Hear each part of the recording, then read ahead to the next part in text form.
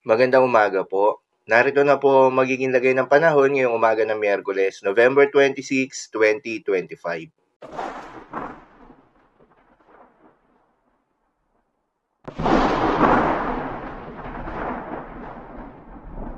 Sa kasalukuyan at ayon sa pag-asa, ang bagyong Verbena nga ay lumakas pa bilang tropical storm category habang patuloy na binabaybay ang Sulusi at papalapit na ng Northern Palawan. Uli itong namataan sa coastal waters ng Linapakan, Palawan. Taglay ang lakas ng hangin na umabot sa 75 kilometers per hour malapit sa gitna at pagbugso na umaabot sa 105 kilometers per hour. Kumikilos pa northwestward sa bilis na 15 kilometers per hour. Dahil sa paglakas ng bagyong Verbena bilang tropical storm category, itinaas na rin ang tropical cyclone wind signal number 2 sa may Calamian Islands at extreme northern portion ng mainland Palawan. Habang tropical cyclone wind signal number 1 naman sa may Occidental Mindoro, Oriental Mindoro, southern portion ng Romblon, northern and central portion ng Palawan, kabilang ang Cuyo at Cagayan Silio Islands, Antique at northwestern portion ng Aklan. Sa mga apektadong lugar, ingat sa malalakas na hangin na may kasama mga pag-ulan na dala ng bagyong Verbena. May mga lugar rin na posibleng makaranas ng pabugso-bugso ng hangin na hindi nakasailalim sa tropical cyclone wind signal. Dulot yan ng bagyong Verbena at northeast monsoon. Kabilang dyan ang Luzon, Western Visayas, Negros Occidental, Northern Samar, Samar at Biliran.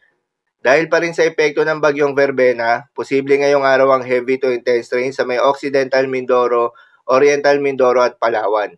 Habang moderate to heavy rains naman sa may Quezon, Marinduque, Romblon, Camarines Norte, Camarines Sur, Catanduanes at Albay. Muli sa mga apektadong lugar, ingat sa mga posibleng banta ng pagbaha at pagguho ng lupa. Lalong-lalo na sa mga lugar na inuulan na noong mga nakaraang araw pa.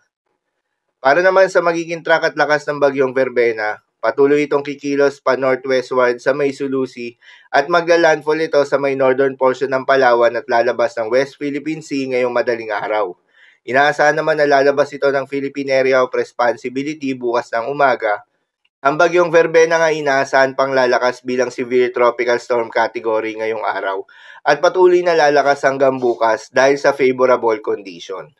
Paalala pa rin po palagi na posible pa rin ang mga pagbabago. Kaya naman patuloy lamang na magantabay sa mga update nating ilalabas, lalo na ng pag-asa. Para naman sa magiging lagay ng mga dagat baybayin, ayon sa pag-asa ay may nakataas pa rin tayo na gale warning sa mga seaboards ng Batanes, Cagayan, kabilang na ang Babuyan Islands, Ilocos Norte, Ilocos Sur, La Union, Pangasinan at Palawan. Kapag ganitong may gale warning, pinapayuhan ng ating mga kababayang mangingisda at yung may mga maliliit na sasakyang pandagat na huwag munang pumalaot sa mga nasabing seaboards dahil inaasahan pa rin yung maalon hanggang sa napakalon na karagatan. So, lamang po para sa lagay ng panahon ngayong araw ng Miyerkules. Keep safe, everyone.